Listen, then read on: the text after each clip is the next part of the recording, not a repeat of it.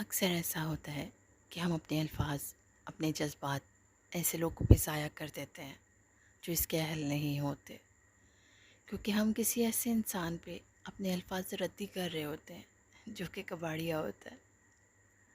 سمجھے نہیں؟ چلے میں سمجھاتی ہوں آپ کو، بہت آسان ہے۔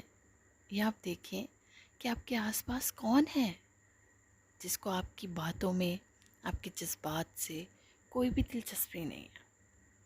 کون ہے ایسا کہ آپ چاہتے ہیں کہ وہ آپ پر توجہ دے اور آپ کو لائق سمجھے، پر وہ آپ کو اس لائق نہیں سمجھتا۔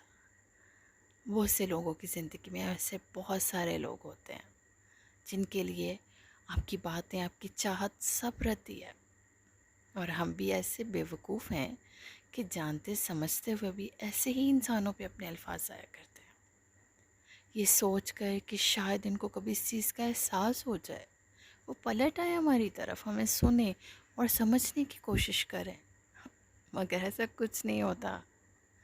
ہم دن، مہینے، سال، صدیاں گزار دیتے ہیں، پر کوئی پلٹ کے پوچھتا نہیں۔ کتنے پاگل ہیں نا ہم لوگ!